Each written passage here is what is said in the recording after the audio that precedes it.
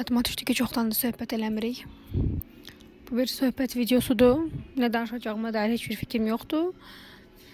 Əgər bu video paylaşılıbsa, demək arxasında maraqlı şeylər danışa bilmişəm və demişəm ki, paylaşaq. No, paylaşılmayıbsa, onun storanı siz artıq görmürsünüz. İnsanların ən qəbul eləmədiyi gerçəyin onların tükəndiyi olduğunu düşünürəm. Bəzi insanlar özlərinin sonsuz bir enerji kapasitələrinin olduğunu səhv başa düşüblər və tükənməz bir şəkildə bu enerjilərlə çarçur eləyirlər, çöllərə tökürlər bu enerjini. Bəli, insanda sonsuz bir enerji kapasitəsi var. Sonsuz deməyək də, yəni müəyyən bir səviyyədə var. Hansı ki, bu bir insanın ömrü boyu istifadə edə biləcəyindən daha çoxdur. Nəzərə alsaq ki, ömrümüz də limitlidir. Biz 1000 il yaşamayacağıq. Lap ömrümüz o tərəfə, gəncliyimiz limitlidir də. Biz neçə il gənc olacağıq ki? Və düşünün, bu gəncliyimiz limitli olduğu halda insanlar bu gəncliyi istifadə eləyirlər başqalarının həyatları ilə bağlı düşünməyə və ya başqalarının fikirləri ilə bağlı narahat olmağa, bir də indi təzə olan daha betəri başqalarının həyatını izləməyə. Ekran sürəmin çoxaldığı bir zamanda, artıq Instagramda falan çox vaxt keçirməyə başladığım vaxtda bunu azaltmağıma ciddi səbəb olan bir fərqindəlik olmuşdu. Hətta mən bunu keçən dəfə qızlarıma yazmışdım. Onlar da belə reaksiya verdilər ki, ayda, hə, düz deyirsiniz və s. Və baxdım ki, bu başqalarının da aydınlanmasına səbəb olur. Ona görə sənə də deyəcəm.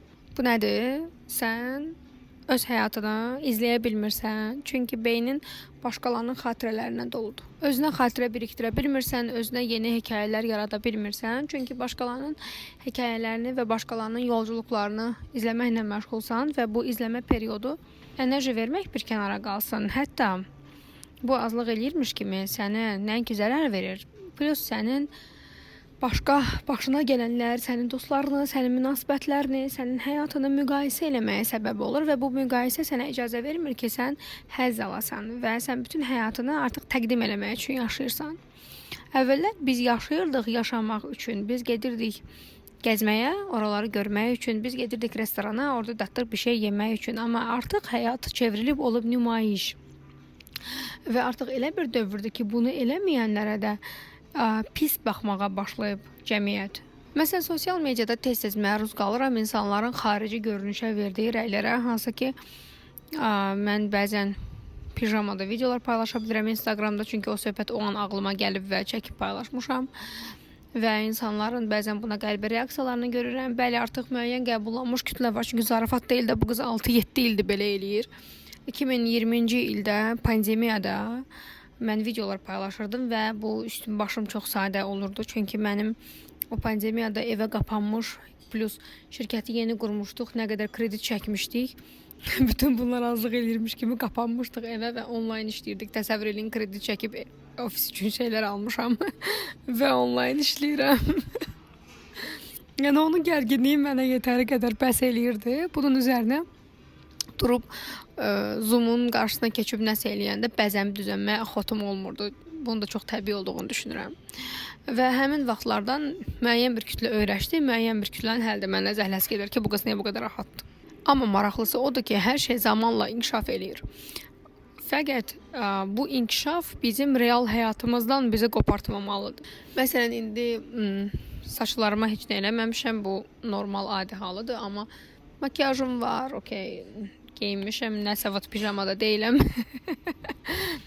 Və bu bir həyat tərzi deyil, bu çölə çıxandadır. Mən hal-hazırda evdə deyiləm, çölə çıxmışam, amma evdə mən geyinirəm ən təmiz, ən qəşəng, ən sevdiyim pijama dəstlərim var, gözəl və bir-birini təkrarlamayan ecazkar pambıq sağlam pijamalardır bu arada. Məsələn, mən atlas geyinib yata bilmirəm, mənə narahat eləyir, pambığa üstünlük verirəm. Bu mənim üçün sağlıqlı və gözəldir və bundan istifadə eləyirəm. Boş danışırmış kimi görünə bilərəm, amma bu söhbət əslində iki rəfiqənin söhbəti kimi olsun istəyirəm və istəyirəm ki, bu söhbətdən sonra sənin beynində yeni lampalar yansın və sən tutasan ki, gör ki, söhbətləriniz nə qədər keyfiyyətlidir, sənin dostlarınla oturub nələrdən danışırsan. Məsələn, cəmiyyət bizi yarğılayacaq onsuz da, çünki artıq sosial media insanlara bunu məcbur buraxır ekstra. Əvvəllər insanların kimlə danışdığını, kimlə görüşdüyünü, filan kəs kim gətirdi və düşürtdü söhbətləri müzakirə olunurdu. İndi müzakirələrin modeli dəyişib və indi insanlar müzakirə eləyir filan kəsin ayaqqabısı, paltarı və hər kəsin Pinterest homu olmalıdır. Keçən dəfə Instagram hesabımda makyaj eləyərkən bir video paylaşmışdım. Hansı ki, normalda YouTube'da belə videolarımız var və adətən canlı yayında mən açıb makyaj eləyib hazırlaşarkən video çəkirəm. Daha düzü canlı yayın açıb sizinlə bir yerdə söhbətləşə hazırlaşıram. Belə xoşuma gələn şeylər var. Müəyyən günlərdə mənim makyaj hazırlanma bölümüm ümumiyyətlə yoxdur. Sadəcə günəş kremi çəkib çıxıram. Bu ayımın daha böyük hissəsidir.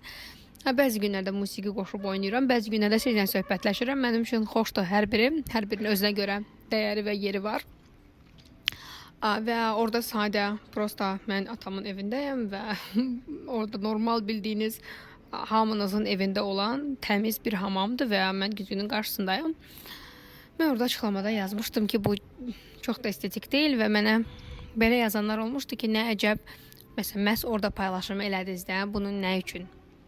Çünki normal olan budur. Baxın, normalları artıq normallaşdırmağımız lazımdır. Öncəliklə kiçik bir bilgi verim. O hamamını gördüyünüz ev 300 kvadratdır və məncə normanın üzərindədir. Sadəcə olaraq bu kənara bəzənmək üçün deyil. Bu çox uşaqlı bir ailənin içəridə yaxşı yaşamağı üçün nəzərdə tutulub. Biz çox qonaqlı bir ailə olmuşuq və illərdir o evdə yaşayırıq və ona görə də bizim evimizin böyük olmağı çox təbii və normal idi bizim üçün, amma başqaları üçün normanın üzərində bir ölçü idi. Fəqət bu Instagramda paylaşmaq üçün deyil deyə, orada xüsusi işıqlar yoxdur. Hətta mən bir dəfə ona dedim, bu işıqlarla bağlı o heç razılaşmadı, evinin stilini pozmağı da heç sevmir. Hələ də avangard üslublu mebelləri ilə xoşbəxtlər onlar. Deməm o ki, biz müəyyən bir algıya sahib olmuşuq artıq sosial media sayəsində və bu algı bizdə yaradıb ki, hər şeyin bir ölçüsü var və biz o ölçü üzərindən getməliyik. Məsələn, nude tonlarda olan şeylər lüks görünür. Siz nə danışırsınız? Onda bütün nude olanlar mı lüks görünür? Baxın, lüks o deməkdir keyfiyyətli. Lüks o deməkdir əl çatmaz. Lüks o demək deyil hansısa bahalı rəng kombinasiyası. Məsələn, bahalı, gerçekten bahalı, yəni çox pul tələb edən, gerçekten olan əl işçilikləridir. Yəni sizin burada nəyisə aşağıya salmağa çalışmıram. Sadəcə sizi ayıltmağa çalışıram. Məsələn, indi hamı Pinterest home hazırlamağa çalışır. Hal-hazırda daha çox fokusum bu ev təmir, dizayn və sair məsələlərindədir. Evimi yeniləyirəm və baxıram ki, hansı dizaynerlə məsləhət, düzdür ki, mən həmişə eyni adamla işləyirəm, tikinti işində gördüyüm adama öz evimə əmanət eləyirəm. Hansı ki, müştərilərimi də ona eləyirəm, özümü də. Sadəcə yenə də bir araşdırma eləmək istədim. Və təsəvvür eləyin, görüşdüyüm bütün dizaynerlər və hətta mebel işi görəcək adamlar belə mənə eyni stildə şeylər göstərirdi və onlar məndən soruşmurdular ki, sən necə bir adamsan və niyə mənim evim hamınınki ilə eyni olmalıdır. Ümumiyyətlə, mən düşünürəm, bugün danışanda mövzu sosial mediadan açıldı elə, qaldıq orada.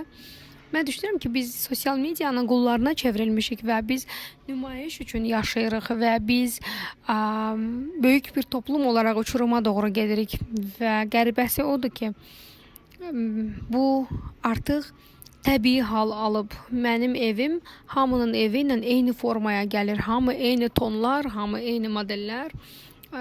O ki, qaldı söhbət bahalılıq. Mövzudan mövzuya keçir mənim ADHD beynim yenə.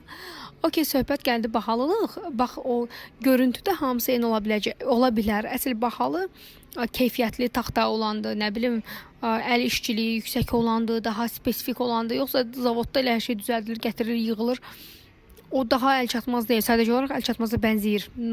Lüks kopya, A-klass nəsə elə deyirlərsə ondan. Amma deməm o deyil. Mövzumuz hal-hazırda sadəcə individuallik üzərindən getmək istəyirəm. Lütfən öz individuallığınızı qoruyun, özünüzdən soruşun. Mən necə olmaq istəyirəm, mən əslində nə istəyirəm, necə olsa mənə uyğun olar. Məsələn, beyaz otaq, beyaz yataq otellərdə və sairədə çox rahat gəlir. Biz gedirik dincəlməyə, orada hər yer açıq tonlardadır. Yataq beyazdır və o çox rahat gəlir. Amma o mənim üçün sadəcə dincəlmə zihniyyətidir. Ona görə də mənim üçün beyaz rəngli yataq otağı normal deyil. Mən sevmirəm. Mən lazımdır mənim üçün daha tünd rənglər. Çünki mən daha rahat yuxuya getməliyəm və ışığı çox almayan yataq otağı. Məsələn, indi necədir? Hər yeri çox işıqlı etməyə çalışırlar. Mənim yataq otağımda nəinki lüstr, nəinki işıq, ümumiyyətlə işıq çəkilməyib. Təcrübədən böyük lampam var orada. O yanır və bütün otağı sarı işıqla işıqlandırır. Niyə? Nə qədər bəyaz işıq qəşəng, trend, lüks görünsə də, nə və s. də hər nə desəm mən sarı işıqda daha rahatam, çünki bəyaz işıq mənim gözlərimi incidir. Burada məsələ mən deyiləm. Burada məsələ sənin də individualliyindir. Öz individuallığına diqqət eləməyini istəyirəm. Sənəsə nə istəyirsən, necə birisən, nələrə ehtiyacın var, hansı model geyimləri sən sevirsən. Bax məsələn, mən uzun geyinməyi sevirəm, mən qapalı geyinməyi sevirəm. Bu ona görə deyil ki, mən yaxşıyam və ya pisəm, bahalıdır ya da ucuzdur. Yox, sadəcə olaraq mən bu əsilzadə kraliça paltarlarını çox sevirəm. Köhnədən tanıyan insanlar da bilir ki, mən əvvəlki səhifəmi də izləyənlər görüblər bunları ki, mənim geyim, qardırobum, tərzim çoxunluqla belədir.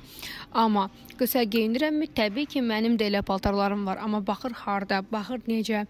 Yəni bu hər yerə geyindiyim bir şey deyil. Çoxluq olaraq qardırobum daha uzun ətəklərdir, daha boş paltarlardır. Çünki bu modelləri sevirəm. Bu sadəcə mənim sevdiyim üçündür. Nəyəsə xidmət elədiyi üçün, kimsə görsün, kimsə təsdiqləsin deyə deyil. Mən belə sevirəm. Aynada özümü belə görəndə çox xoşuma gəlir. Mən təbii saçlarımı çox sevirəm. Düzdür, siz bəzən məni belə ütülənmiş, belə səliqəli saçlarda görə bilərsiniz. Amma mən bu qızı bu saçlarla daha çox sevirəm. Mənim belə daha çox xoşuma gəlir. Bəli, digəri də gözəl görünür. Amma mənim hansı xoşuma gəlir? Bəli, saçlarımın düz olduğu videolarımda daha çox like ola bilər. Daha qəşəng görünür çünki. Bəli, geyimimin qəşəng olduğu videolarda daha qəşəng ola bilər. Amma mən like sayına təsdiqə yaşamıram. Və indi sən bunu özündə sorğula. Sən nəyə yaşayırsan və bu like sayı, bu təsdiq söhbətləri təkcə Instagramda deyil də, həyatında da təsdiqlənməyə, onaylanmağa mı yaşayırsan, yoxsa öz istəklərin var, yoxsa öz arzuların var, öz ehtiyacların üzərindən yaşayırsan? Mən söhbətlərimizdən çox zövq alıram. Xüsusən burada verdiyim sualları cavablamağınız çox xoşuma gəlir. Mən düşünürəm ki, yazmasanız belə, gedib oturub özünüzdən o sualların cavabını biraz da olsun axtarırsınızsa, bu çox ciddi bir irəliləyişdir, çox ciddi bir sıçrayışdır, çox ciddi bir addımdır. Çünki bizim özümüzü sorğulamağımıza ehtiyacımız var. Eşələməyə, özümüzü yormağa yox, sorğulamağa və gerçəkdən nə istədiyimizi bilməyə. Məncə bunun üzərinə həyat daha qəşəng və daha maraqlı olacaq, daha əyləncəli olacaq, daha zövqlü olacaq, çünki daha çox həzz alacağıq. Mən ümumiyyətlə sizinlə söhbət eləməyi çox sevirəm. Bəzi mövzular var ki, mən onları heç bir platformada danışa bilmirəm. Çünki ola bilər ki, bunu kimsə eləyir, amma Instagramda hamı üçün deyil deyə bir videom var. Orada detallı izah eləmişəm. Bəzi məlumatlar var ki, müəyyən səviyyədəki insanlar üçün zərərdir. Ona görə bunu açıb danışa bilmirəm. Sadəcə müəyyən müsahibə və sair kimi etapları keçdikdən sonra bizim həmin söhbət layihələrimizə də gələ bilirsiniz. Few-Talks adlanır. Biz orada sizlə görüşürük və dolu-dolu danışırıq, çoxlu söhbətləşirik. Mənim üçün bu da çox dəyərlidir. Sizi çox sevirəm, özünüzə çox yaxşı baxın. Ümid edirəm ki, bu söhbət sizin üçün maraqlı oldu. Ümid edirəm ki, mənim bu öz-özümə overthinklədiyim zamanları belə videoya almağım sizin üçün dəyərlidir və sizin üçün də bir qatqı olacaq. Özünüzə çox yaxşı baxın. Öpürəm sizi. Hələlik. Görüşənədək.